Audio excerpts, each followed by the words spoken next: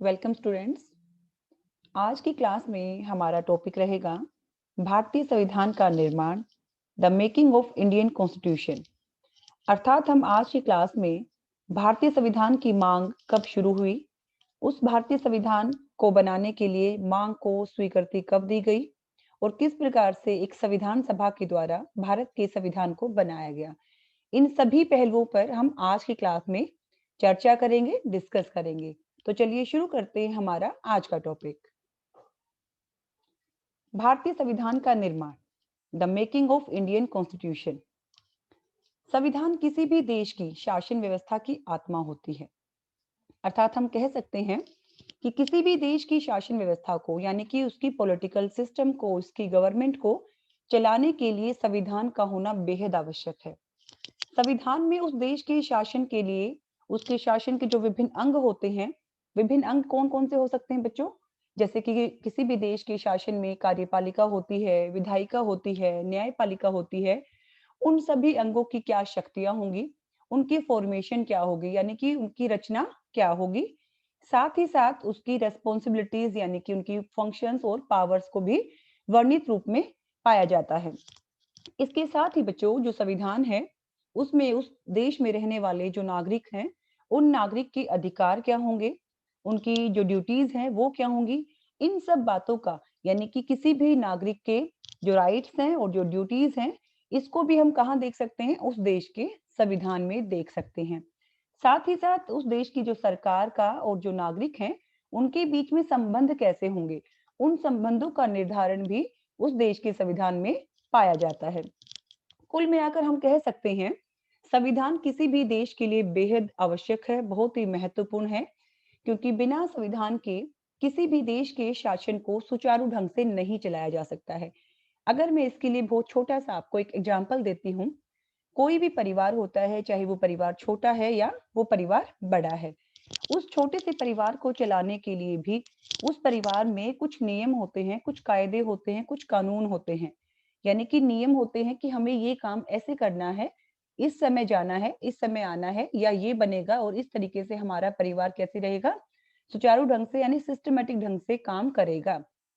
ठीक इसी प्रकार से किसी भी देश को, चाहे वो देश छोटा है या वो देश बड़ा है, या वो देश अमीर है या वो देश गरीब है, यानी कि चाहे वो विकसित देश है या वो विकासशील देश है, हर देश में शासन को चलाने के लिए, सरकार को चलाने के लिए संविधान का होना बेहद आवश्यक है। क्योंकि संविधान में उस देश के विभिन्न अंगों की शक्तियों, उसके उत्तरदायित्व, नागरिकों के अधिकार, कर्तव्यों की भी संपूर्ण व्यवस्था लिखित रूप में पाई जाती है। यदि हम बात करते हैं संविधान की ही, कि आज वर्तमान में किसी भी देश में यदि हम संविधान को देखते हैं, क्योंकि हम भारत की बात कर रहे हैं, तो आज वर्तमान में यदि हम भारत के संविधान को देख रहे हैं, तो उसको समझने के लिए, उसको जानने के लिए बच्चों हमें पास्ट में जाना पड़ेगा, यानी कि अतीत में जाना पड़ेगा। क्योंकि जो संविधान है, जो वर्तमान संविधान है, उसकी जो जड़ें हैं वो अतीत में छिपी होती हैं। यानी हमें यदि प्रेजेंट को अच्छे से देखना है, तो हमें पास्ट में जाकर उन सभी बातों को समझना होगा जिसके द्वारा कि संविधान का निर्माण हुआ था। अर्थात हम कह सकते हैं कि किसी भी देश के वर्तमान संविधान के विषय में जानने के लिए हमें उस देश के संविधान के निर्माण से पहले की जो राजनीतिक, सामाजिक या उसकी जो आर्थिक स्थिति थी, यानी कि उस देश की जो पॉलिटिकल, सोशल और इकोनॉमिक हिस्ट्री को जानना बेहद आवश्यक हो जाता है। तो इस प्रकार से हम इसी बारे में अब डिस्कस करेंगे। अगर मैं बात करती हूँ कि संविधान होता क्या है, सबसे पहले बच्चों हमें संविधान का अर्थ पता होना चाहिए। What is the meaning of constitution? तो हम कह सकते हैं संविधान एक लिखित दस्तावेज होता है, और उस लिखित दस्तावेज में कुछ नियम और सिद्धांत होते हैं जिसके अनुसार किसी भी देश के शासन को चलाया जाता है, बहुत ही सिंपल और सरल भाषा में। तो यदि मैं भारत की बात करती हूँ, तो भारत का जो संविधान है वो एक लिखित संविधान है। साथ ही संपूर्ण विश्व में, यानी कि पूरे वर्ल्ड में सबसे बड़ा संविधान भी है और सबसे विशाल भी है, विस्तृत भी है, जिसका निर्माण संविधान सभा के द्वारा किया गया था। या हम कह सकते हैं दूसरे शब्दों में कि जो संविधान सभा होती है, यानी कि जो कॉन्स्टिट्यूशनल असेंबली होती है, उसका क्या अर्थ होता है ये जानना भी हमारे लिए आवश्यक है। जैसे हमने अभी संविधान को समझा, ठीक इसी प्रकार से संविधान सभा का अर्थ भी हमें पता होना चाहिए। संविधान सभा का अर्थ किसी भी देश के लिए संविधान बनाने वाली सभा से लिया जाता है। अर्थात जो संविधान सभा है, जो असेंबली है, वो क्या करती है, उस देश के संविधान को बनाती है, उस पर गहन मंथन करती है, विचार विमर्श करती है, उस देश की आवश्यकताओं और इच्छाओं के अनुसार फिर उस देश का संविधान उस सभा के द्वारा बनाया जाता है। तो अभी हमने समझा कि संविधान क्या है, यानी कि what is the meaning of constitution and what is the meaning of constitutional assembly. Encyclopedia of science के अनुसार भी संविधान सभा प्रतिनिधि संस्था होती है। प्रतिनिधि क्या होता है बच्चों, कि जैसे कि पूरा देश उस संविधान को बनाने में शामिल नहीं हो सकता है, यानी एक स्मूथ फंक्शनिंग नहीं होगी यदि सभी उसमें भाग लेंगे तो इस प्रकार से हम कहते हैं कि हम अपने प्रतिनिधियों को चुनकर भेजते हैं। जनसंख्या के आधार पर हमारे रिप्रेजेंटेटिव्स उस असेंबली में क्या बन जाते हैं, मेंबर बन जाते हैं। तो इस प्रकार से हम कह सकते हैं कि जो संविधान सभा है वो एक प्रतिनिधि संस्था होती है, जिसे नवीन संविधान पर विचार करने, उसे अपनाने या वर्तमान संविधान में महत्वपूर्ण परिवर्तन करने के लिए निर्वाचित किया जाता है। अर्थात जो ये संविधान सभा है जिसमें कि हम अपने प्रतिनिधियों को भेजते हैं इलेक्ट करके, यानी कि उनका निर्वाचन करके, वो किसी नवीन संविधान पर यानी नया संविधान भी बना सकती है, उसमें कुछ चेंजेस भी कर सकती हैं। तो ये सारे के सारे जो काम है वो संविधान सभा यानी कि जो कॉन्स्टिट्यूशनल असेंबली होती है उसके द्वारा किए जाते हैं। यदि अब हम बात करते हैं इतिहास की, कि पूरे विश्व में, यानी कि पूरे विश्व में सबसे पहले संयुक्त राज्य अमेरिका में एक फिलडेल्फिया सम्मेलन हुआ था 1787 में। उस समय अमेरिका का जो संविधान है वो बनकर तैयार हो गया था और 1789 में उसे लागू कर दिया गया था, यानी कि 4 मार्च 1789 को वो प्रभावी हो गया था, उस देश में लागू किया गया था। और उसके पश्चात 19वीं शताब्दी में यूरोप के बहुत सारे जो राज्य थे, यानी कि बहुत सारे जो देश थे, उन सभी ने अपनी अपनी इच्छाओं, अपनी अपनी रिक्वायरमेंट्स के, या हम कहीं अपनी अपनी सुविधाओं के अनुसार अपने देश के लिए संविधान का निर्माण शुरू कर दिया था। अब हम देखते हैं कि भारत में संविधान सभा की मांग कब शुरू हुई, यानी कि जो demand for constitutional assembly in India. जैसा कि हम सब जानते हैं बच्चों कि जो ब्रिटिशर्स ने हमारे ऊपर लगभग 200 वर्षों तक शासन किया, हमारा शोषण किया, उस शासन और उस शोषण से मुक्ति पाने के लिए, स्वतंत्रता को प्राप्त करने के लिए, अपना संविधान स्वयं बनाने के लिए एक बहुत तीव्र इच्छा थी जो मांग के रूप में निरंतर काम कर रही थी। यानी ब्रिटिश काल से ही हमारे जो भारतीय, जो हमारे स्वतंत्रता सेनानी हुए, उनके द्वारा संविधान बनाने की मांग निरंतर चलती आ रही थी। कि हम, मांग क्या थी, अगर मैं इसको आपको शुरू में स्पष्ट करूं, कि मांग ये थी कि हम अपने भारत के लिए जो संविधान बनाएंगे वो अपनी इच्छा से बनाएंगे। जो हमारी आवश्यकताएं होंगी, जो हमारी जरूरतें होंगी, यानी कि हमारी जो रिक्वायरमेंट्स है, हमारी जो नीड है, जो हमारी विशेष है, उसके अनुसार हम भारतीयों को स्वतंत्रता मिलनी चाहिए अपने संविधान का निर्माण करने के लिए। भारत में संविधान सभा की जो स्थापना की जो मांग है, वो जो हमारा राष्ट्रीय आंदोलन था, जो स्वतंत्रता के लिए मांग कर रहा था, अंग्रेजों के शोषण से मुक्ति पाने के लिए एक संघर्ष लड़ रहा था, उसी समय से शुरू हो गई थी। संविधान सभा के अगर हम सबसे पहले दर्शन देखते हैं तो 1895 में बाल गंगाधर तिलक जी के निर्देशन में जो स्वराज विधेयक आया, जो बिल आया, उसमें उसके दर्शन किए जा सकते हैं, यानी उसको हम, उसकी जो झलक है वो हमें वहां से मिलती है। इसके साथ ही 1922 में 1922 में महात्मा गांधी जी के विचारों से भी ये स्पष्ट हो गया था, राष्ट्रपिता महात्मा गांधी जी के विचारों से, कि अब भारतीय, ठीक है, कि जो भारतीय है, भारतीय संविधान भारतीयों की इच्छा के अनुसार ही होगा। महात्मा गांधी जी ने मांग की थी कि भारतीयों को, हम भारतीयों को अपने राजनीतिक भाग्य का निर्णय करने का अधिकार मिलना ही चाहिए, यानी कि जो हमारे डिसीजंस हैं वो हमें स्वयं लेने होंगे, और इसके लिए एक मांग उठ रही थी। जो स्वराज है वो अंग्रेजों का मुफ्त उपहार नहीं होगा, ये भी उन्होंने कहा था, बल्कि यह भारतवर्ष की पूर्ण अभिव्यक्ति होगी। यानी कि कुल मिलाकर महात्मा गांधी जी ने स्पष्ट कर दिया था कि अब भारतीय संविधान हमारी इच्छा के अनुसार होगा, हमारी जरूरतों के अनुसार होगा।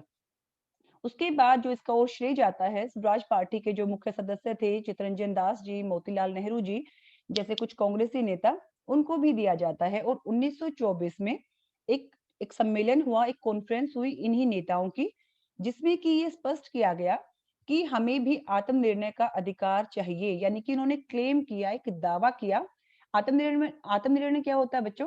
कि हम अपने डिसीजंस यानी कि जो हमारे खुद से जुड़े हुए जो निर्णय है वो हम स्वयं ले सके, यानी जो हमारे जो सेल्फ डिसीजंस, ठीक है, हम स्वयं अपने बारे में अच्छा या बुरा सोच सकते हैं और उसके अनुसार हम अपने निर्णय ले सकते हैं।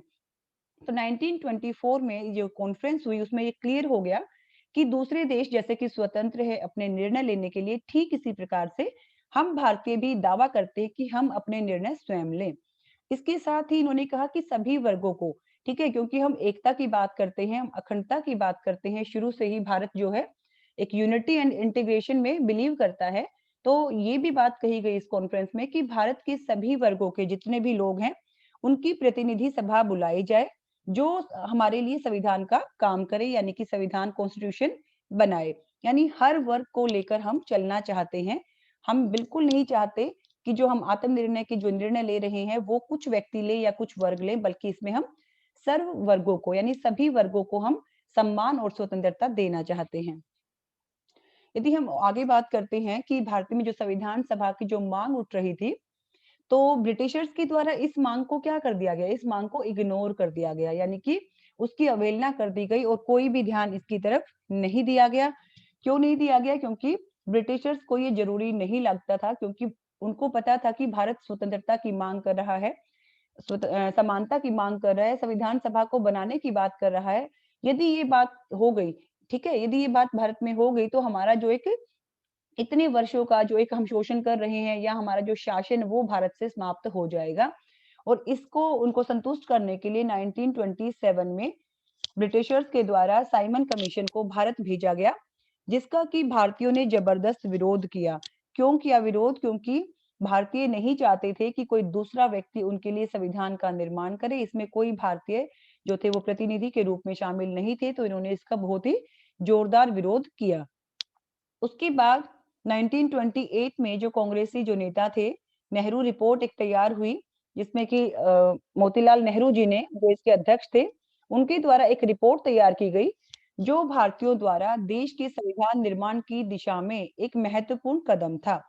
यानी कि इस रिपोर्ट में ये स्पष्ट किया गया कि हम अपने देश का संविधान अपनी इच्छा के अनुसार बनाएंगे, क्या-क्या विशेषताएं होंगी, हम फेडरल सिस्टम को या हम सेंटर को स्ट्रॉन्ग बनाना चाहते हैं, जो भी हम चाहते हैं वो हम स्वयं करेंगे, हमें किसी दूसरे देश का थोपा हुआ संविधान नहीं चाहिए। उसके बाद 1935 में जब गवर्नमेंट ऑफ इंडिया एक्ट बनाया, तो वो चीज भी वहां से क्लियर हो गई। उसके बाद इस तरह की जो ये मांग थी, ये जो डिमांड थी बच्चों, ये निरंतर चलती आ रही थी। अप्रैल 1935 में एक और अधिवेशन हुआ, एक और सेशन हुआ, यानी कि एक और मीटिंग हुई, जिसको लखनऊ अधिवेशन के नाम से जाना जाता है। और इसमें कांग्रेस ने घोषणा की कि बाहरी सत्ता कौन? यानी कि ब्रिटिशर्स के लिए था, कि हम किसी भी बाहरी सत्ता के द्वारा अपने जो हमारा जो संविधान है वो हम स्वीकार नहीं करेंगे। यानी कि हम पर कोई दूसरा देश या कोई दूसरी सत्ता अथॉरिटी अगर हमारे ऊपर कोई सौंपती है कि आप ऐसा संविधान बना लो, हम उसे स्वीकार नहीं करेंगे, क्योंकि हम संविधान बनाना चाहते हैं अपनी आम जनता की इच्छा के अनुसार, अपनी आवश्यकता और जो हमारी रिक्वायरमेंट्स है उसके अनुसार। और वो कैसे होगा? कि वयस्क मताधिकार के आधार पर जो निर्वाचित संविधान सभा बनाई जाएगी, और ये संविधान सभा फिर क्या करेगी? ये संविधान सभा हम भारतीयों के लिए संविधान का निर्माण करेगी। मतलब हर तरफ से मैं आपको ये बता रही हूँ बच्चों कि एक मांग उठ रही थी, जिसको कि ब्रिटिशर्स सहमति नहीं दे रहे थे। हमारे अंदर वो इच्छा जागृत हो चुकी थी कि हमें स्वतंत्रता भी चाहिए, हमें आत्मनिर्णय का जो एक हमारी स्वतंत्रता है, जो निर्णय लेने की शक्ति, हमें वो भी चाहिए, और हम इन्हें प्राप्त करके अपने अपने भारत का एक सक्षम, अपनी जरूरतों के हिसाब से, अपनी इच्छा के हिसाब से अपने संविधान का निर्माण कर सके। और कांग्रेस पार्टी के द्वारा फिर से 1938 में एक और हरिपुरा अधिवेशन हुआ, 1939 में एक त्रिपुरा अधिवेशन हुआ। इसमें भी पंडित जवाहरलाल नेहरू ने कहा कि स्वतंत्र भारत का निर्माण बिना किसी बाह्य हस्तक्षेप के वयस्क मताधिकार के आधार पर निर्वाचित संविधान के द्वारा तय हो। यानी कि ये बात बार बार उठ रही थी कि स्वतंत्र भारत अपना संविधान स्वयं बनाएगा, बिना किसी मतलब बाहर के किसी भी देश के इंटरफेरेंस के बिना, बिना किसी हस्तक्षेप के हम स्वयं वयस्क मताधिकार के आधार, यानी कि आम जनता अपने रिप्रेजेंटेटिव्स चुनेगी, जो संविधान सभा का हिस्सा बनेंगे और वो हमारे लिए संविधान बनाएंगे। इसी बीच क्या हुआ कि ब्रिटिशर्स इस चीज को मना कर रहे थे कि हम इस चीज को स्वीकार नहीं कर रहे हैं, और इसी बीच एक जो नई चीज आई, एक जो टर्निंग पॉइंट आया कि सेकेंड वर्ल्ड वॉर की शुरुआत हो गई।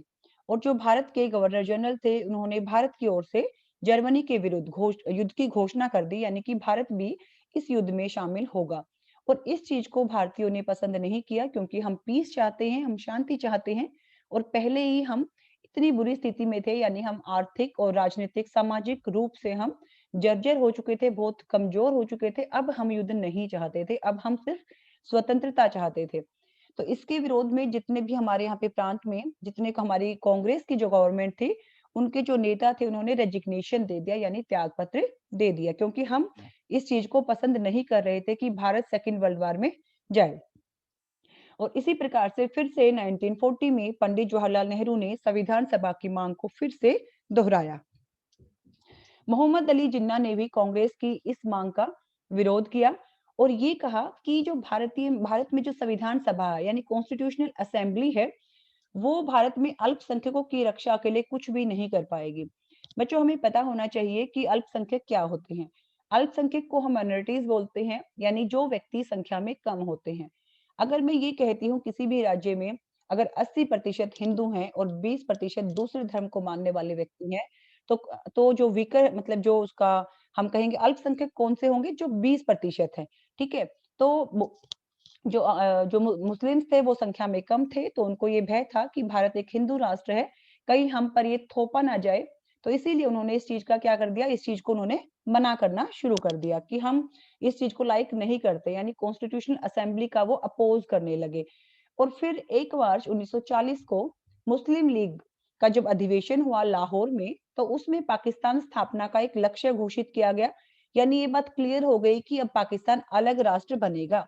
और इसके होने के बाद फिर 1940 में ही लाहौर अधिवेशन के पश्चात, यानी कि जो लाहौर का एक सेशन चला उसके पश्चात ये जो अनाउंसमेंट हुई बच्चों, इसके बाद मुस्लिम लीग थी, वो भी संविधान सभा की जो स्थापना थी, यानी संविधान सभा होनी चाहिए, उसके लिए उन्होंने एक्सेप्टेंस दे दी, वो सहमत हो गई।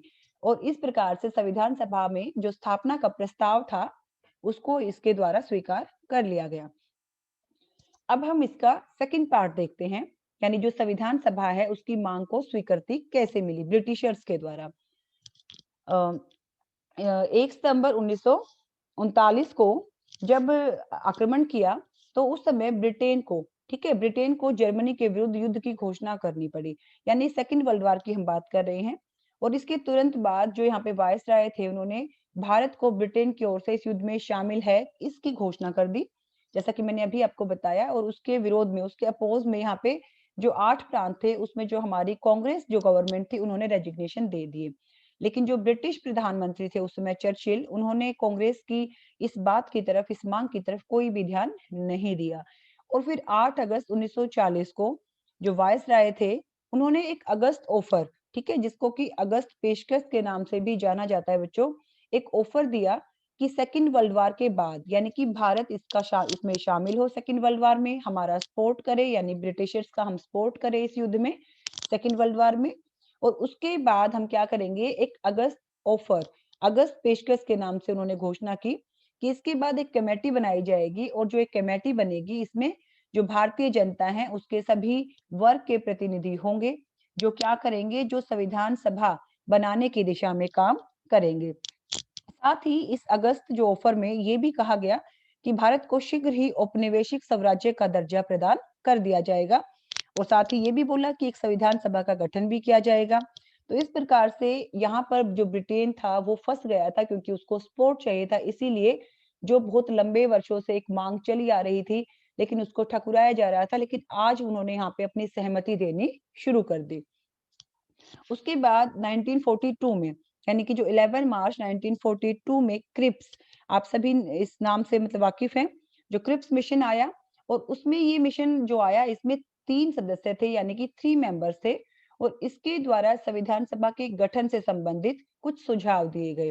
तो सुझाव क्या थे कि जो ब्रिटिश प्रांत है, यानी कि जो ब्रिटिश भारत है, और जो हमारी देसी रियासतें हैं, उसके प्रतिनिधि मिलकर क्या करेंगे, भारतीय संविधान का निर्माण करेंगे। लेकिन इस चीज को भी जो कांग्रेस थी और जो अन्य हमारे यहाँ पे दल थे, यानी हमारी जो पॉलिटिकल पार्टीज थी, उन सब ने क्रिप्स मिशन को क्या कर दिया, अस्वीकार कर दिया, यानी इसको ठुकरा दिया।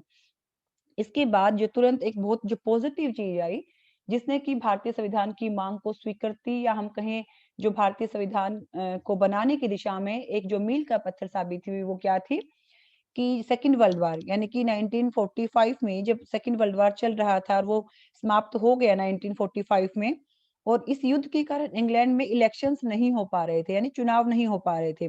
और इस युद्ध के तुरंत बाद इंग्लैंड में चुनाव हुए, जिसमें कि वहां पर जो लेबर पार्टी है, यानी जो श्रमिक दल है, मजदूर दल जिसे कहते हैं, उसको सफलता मिली। और उसमें जब फिर लॉर्ड जो एटली थे वो प्रधानमंत्री बने, और जो एटली थे वो भारतीयों के प्रति एक सॉफ्ट कॉर्नर रखते थे, यानी कि वो भारतीयों से सहानुभूति रखते थे। और उन्होंने ये घोषणा भी की कि भाई 1948 तक भारत को स्वतंत्रता भी दे दी जाएगी, और साथ ही साथ क्या होगा, उसे अपना संविधान बनाने का अधिकार भी होगा। और इस प्रकार से जो फरवरी 1946 में जो भारतीय संविधान से संबंधित जो समस्या लंबे समय से चली आ रही थी, उसका समाधान करने के लिए कैबिनेट मिशन, ठीक है, कैबिनेट मिशन को भारत भेजा गया, उसकी घोषणा की गई। और 24 मार्च 1946 को 3 सदस्य इसमें शामिल थे, वो भारत में आए, यानी कैबिनेट मिशन में 3 सदस्य थे। 24 मार्च 1946 को वो भारत में आए, और विभिन्न जो पॉलिटिकल पार्टीज थी, ठीक है, जो ऑर्गेनाइजेशंस थी, उनसे उनका डिस्कशन हुआ, विचार विमर्श हुआ। और उसके पश्चात 16 मई 1946 को एक योजना प्रस्तुत की गई, जिसको कि कैबिनेट मिशन के नाम से जाना जाता है। इस प्रकार से हम देख सकते हैं कि इस कैबिनेट मिशन के द्वारा कुछ रिकमेंडेशंस दी गई, यानी कि कुछ सिफारिशें दी गई। एक तो ये कहा कि जो वहां की जो संविधान सभा है, वो वहां की जो विधान सभाएं हैं, उसके द्वारा क्या किया जाएगा, निर्वाचन मंडल के रूप में उपयोग की जाएंगी। दूसरी बात क्या कही गई कि जो संविधान सभा का जो चुनाव है, वो जो समानुपातिक प्रतिनिधित्व व्यवस्था के अनुसार ही एकल संक्रमणीय मत जो मत प्रणाली है, उसके द्वारा किया जाएगा। इसी प्रकार से यदि हम और रिकमेंडेशंस को देखते हैं, तो हम कहेंगे जो इसके मेंबर्स थे, यानी कैबिनेट मिशन ने ये जो रिकमेंडेशंस दी कि भी संविधान सभा में कितने सदस्य हो सकते हैं या कितने सदस्य होंगे, तो इसके द्वारा ये कहा गया कि 389, यानी 389 इसके मेंबर्स होंगे। इसको भी इन्होंने डिवाइड किया कि 292, यानी 200 जो 92 सदस्य हैं, वो ब्रिटिश प्रांतों के प्रतिनिधि होंगे। जो 4 हैं, जो इसके 4 सदस्य हैं, वो चीफ कमिश्नर क्षेत्रों के प्रतिनिधि होंगे।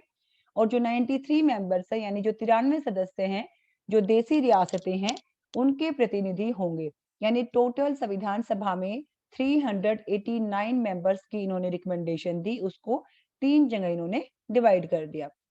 इसके साथ इन्होंने कहा जो 292 सदस्य होंगे, यानी 200 जो 92 प्रतिनिधि होंगे ब्रिटिश प्रांतों के, उसका प्रत्येक 10 लाख पर एक प्रतिनिधि होगा, यानी कि जो पॉपुलेशन बेस्ड होगा, जनसंख्या कितनी रखी गई, 10 लाख, और हर 10 लाख पर एक रिप्रेजेंटेटिव को चुना जाएगा, जो किसका सदस्य बनेगा, जो संविधान सभा का सदस्य बनेगा। इसी प्रकार से इन्होंने इसको भी, इन मेंबर्स को भी इन्होंने 3 कैटेगरीज हम कह सकते हैं, 3 श्रेणियों में विभाजित किया। पहली जो कैटेगरी थी, जिसको जनरल ग्रुप कहते हैं, यानी सामान्य श्रेणी। दूसरा इन्होंने मुस्लिम ग्रुप, यानी कि हम कह सकते हैं मुस्लिम श्रेणी। और जो तीसरा था वो क्या था, सिख श्रेणी। जो सामान्य वर्ग था, इसमें क्या था कि इस वर्ग में मुसलमान और जो सिख हैं, उसको छोड़कर जो से जितने भी लोग बच जाते हैं, यानी कि समस्त लोग शामिल थे। जो मुस्लिम हमारा ग्रुप है, यानी कि इस वर्ग में अपने प्रतिनिधि चुनने का अधिकार केवल जो मुस्लिम मतदाता है, ठीक है, जो मुस्लिम वोटर्स हैं, उनको दिया गया। और तीसरे जो रखा इन्होंने ग्रुप कि इस वर्ग में प्रतिनिधि को चुनने का अधिकार केवल सिखों को दिया जाएगा। इसी प्रकार से इन्होंने 292 जो रिप्रेजेंटेटिव्स थे ब्रिटिश प्रांत के, यानी ब्रिटिश गवर्नमेंट के, उसको इन्होंने संख्या में भी बांटा। जो जनरल ग्रुप है, जिसमें कि मुसलमान और सिखों को छोड़कर सब वोटिंग कर सकते हैं, उसकी संख्या 210 रखी। दूसरा जो मुस्लिम ग्रुप है, उसमें जो मेंबर्स हैं वो 78, और जो सिख श्रेणी है उसमें 4 सदस्य इन्होंने रखे। इस प्रकार से हम कह सकते हैं कि जो संविधान सभा का जो गठन है, या फिर जो उसकी रचना है, कैबिनेट मिशन योजना के द्वारा जुलाई 1946 में संविधान सभा के लिए चुनाव हुए। ये डेट्स आपको याद रखनी है बच्चों, क्योंकि ये बहुत इंपॉर्टेंट है। ये कभी भी जब आप आगे भी टेस्ट की तैयारी करते हो, यानी कि जो कॉम्पिटिटिव एग्जाम्स की तैयारी करते हैं तो डेट्स वाले क्वेश्चन भी आपसे अक्सर पूछे जाते हैं। कैबिनेट मिशन के द्वारा जो संविधान सभा के इलेक्शंस कराए गए, चुनाव कराए गए, वो 1946 में कराए गए। इसमें मुस्लिम लीग, कांग्रेस और जो अन्य राजनीतिक दल थे इन सभी ने भाग लिया और इसमें खास तौर पर कांग्रेस को एक बहुत अधिक सफलता मिली। क्यों मिली? क्योंकि कांग्रेस भारत को लीड कर रही थी, ना सिर्फ संविधान सभा के लिए बल्कि एक जो लंबा संघर्ष था उसको लीड कर रही थी कि हमें स्वतंत्रता चाहिए, अब हमें अपनी आजादी चाहिए। 210 स्थान में से यानी 200 जो 10 सीटें थी उसमें सामान्य कांग्रेस ने 199 को जीता और जो शेष जो 11 सीट्स थी उस पर अन्य दल सफल रहे। मुस्लिम लीग ने भी बच्चों 78 जो सीट्स उनके लिए फिक्स की गई थी उसमें से 73 जो सीट्स थी वो प्राप्त की और जो सिख थे उन्होंने 4 सीटों में से 4 पे ही विजय प्राप्त की। संविधान सभा के जो चुनाव के परिणामों को देखकर जो मुस्लिम लीग थी यानी कि जो मुस्लिम सभा थी वो बहुत ही निराश हुई क्योंकि उन्हें लग रहा था कि ये हिंदू राष्ट्र है और हिंदुओं को काफी अच्छी मात्रा में सफलता भी मिली है, तो उन्होंने बहिष्कार का निर्णय लिया और 9 दिसंबर 1946 को संविधान सभा का जो फर्स्ट सेशन था यानी प्रथम अधिवेशन था बच्चों, उसमें मुस्लिम लीग के सदस्य शामिल नहीं हुए और उन्होंने एक अलग संविधान यानी कि पाकिस्तान के लिए एक अलग संविधान सभा के गठन की मांग शुरू कर दी। और इसके बाद 1947 में जब देश का विभाजन हुआ उस समय संविधान सभा के जो ब्रिटिश प्रांत की संख्या सिर्फ 232 रह गई थी। ठीक है, जो पहले 292 थी वो घटकर कितनी रह गई? 232। वो क्यों हुआ? क्योंकि भारत और पाकिस्तान का बंटवारा हो चुका था, तो जो काफी सारे जो सदस्य थे वो पाकिस्तान के हिस्से में चले गए थे। अब जो सामान्य जो श्रेणी थी यानी जो जनरल ग्रुप था उसमें जो मेंबर्स थे वो 197, मुस्लिम लीग में 78 से कम होकर 31 और सिख में जो पहले भी 4 थे और वो अब भी 4 ही थे। इसके अलावा कुछ और सदस्य थे, एक दिल्ली से, एक अजमेर से, एक कुर्ग से और जो हमारी जो देसी रियासतें थी बच्चों वो भी हमारी कम होकर 89 हो गई थी। तो इस तरह हम कह सकते हैं कि भारत और पाकिस्तान के बंटवारे के बाद अब जो कुल सदस्य जो 389 थे, अब वो कितने रह गए थे? 324 यानी कि 324 सदस्य ही अब संविधान सभा में रह गए थे। 9 दिसंबर 1946 को संविधान सभा का जो पहली जो मीटिंग हुई उस समय सच्चिदानंद सिन्हा को उसका एक अस्थायी अध्यक्ष चुना गया संविधान सभा का। क्यों चुना गया? क्योंकि वो उस समय आयु में सबसे वरिष्ठ थे यानी कि सबसे बड़े थे, सबसे सीनियर थे, तो उस चीज का मान रखते हुए उन्हें डॉक्टर सच्चिदानंद सिन्हा को संविधान सभा का ठीक है अस्थायी अध्यक्ष चुना गया। उसके बाद 11 दिसंबर 1946 को यानी कि 11 दिसंबर 1946 को डॉक्टर राजेंद्र प्रसाद शर्मा को डॉक्टर राजेंद्र प्रसाद जी को कहाँ का? संविधान सभा का एक स्थायी सदस्य यानी कि स्थायी अध्यक्ष चुना गया और इसके साथ ही जो BN राव थे वो भी संवैधानिक सलाहकार नियुक्त किए गए, अपॉइंट किए गए एडवाइजरी कमेटी के। और 13 दिसंबर 1946 को जवाहरलाल नेहरू के द्वारा उद्देश्य प्रस्ताव जो बहुत इंपॉर्टेंट है ऑब्जेक्टिव रेजोल्यूशन प्रस्तुत किया गया।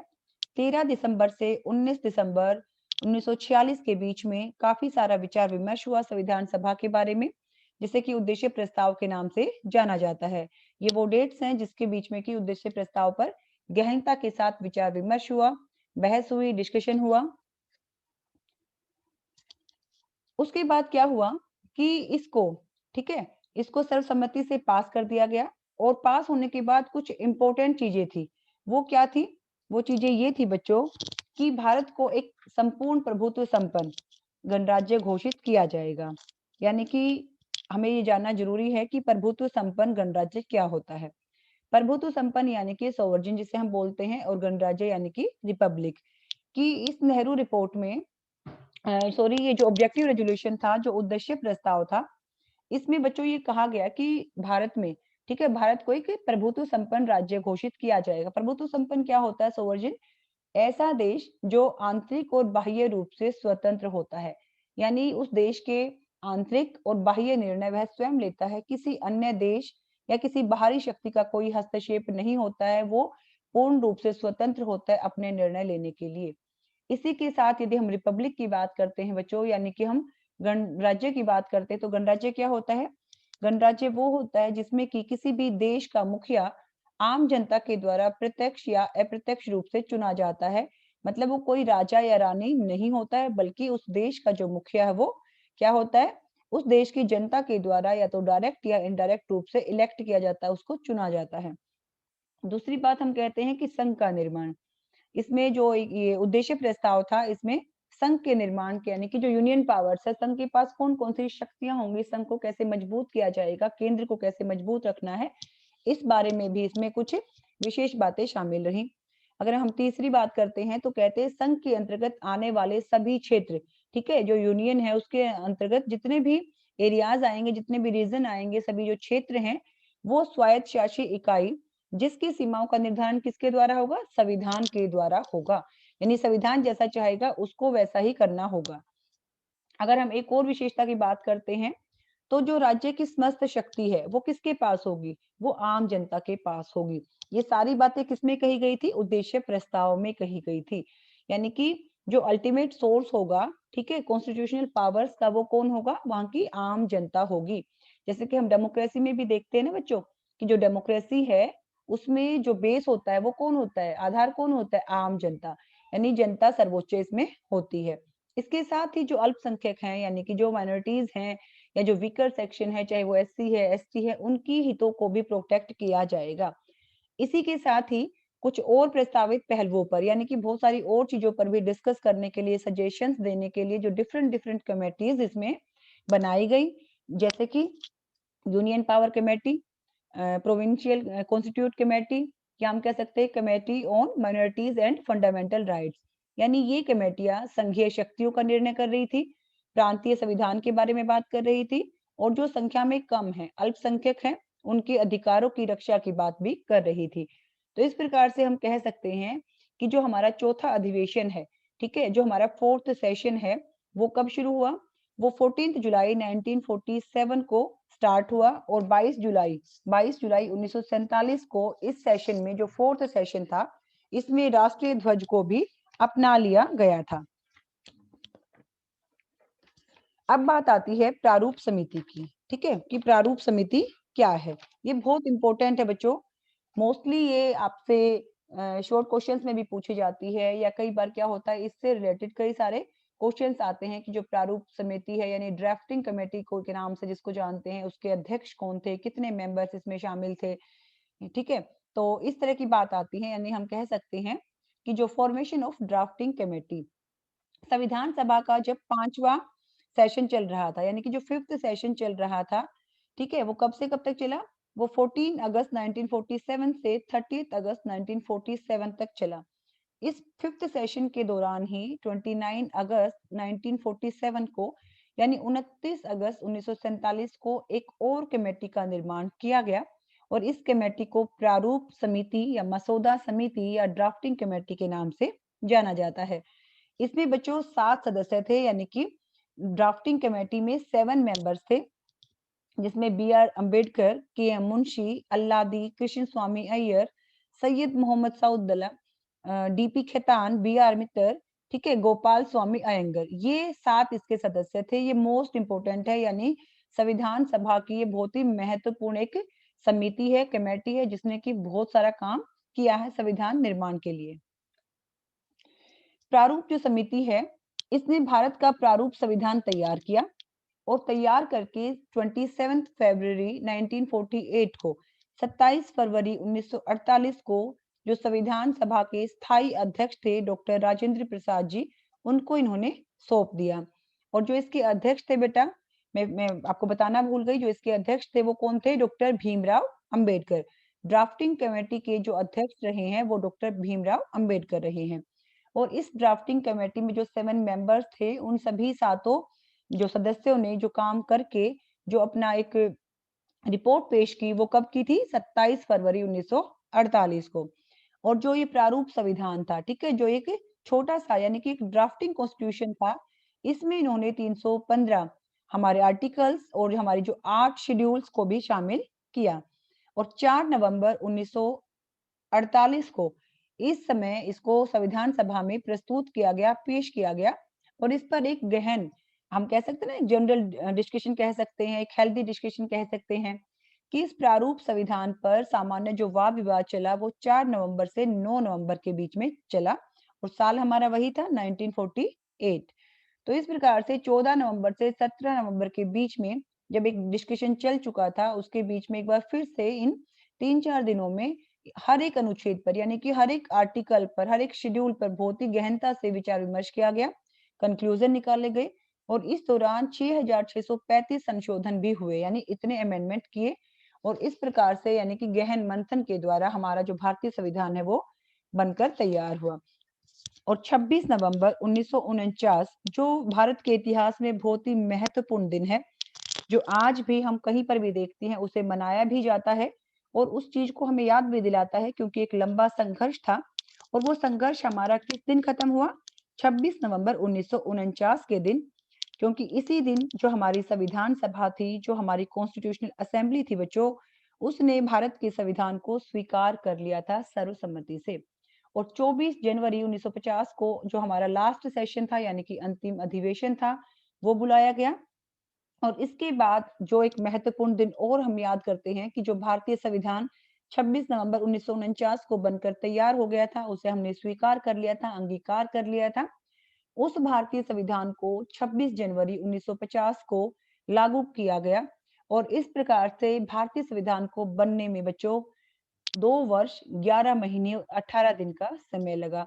यानी कि भारत का जो संविधान है वो विश्व में सबसे बड़ा संविधान है, सबसे विशाल है, विस्तृत है, जिसमें मतलब व्यवहारिक भी है और उसके साथ-साथ वो लचीला भी है। लेकिन ये समय वो है जो कि बहुत ही गहनता से हर दिन बहुत ही गहनता के साथ काम हुआ, बहुत ही विचार विमर्श के साथ काम हुआ और डॉक्टर भीमराव अंबेडकर जी को इसका बहुत बड़ा श्रेय जाता है।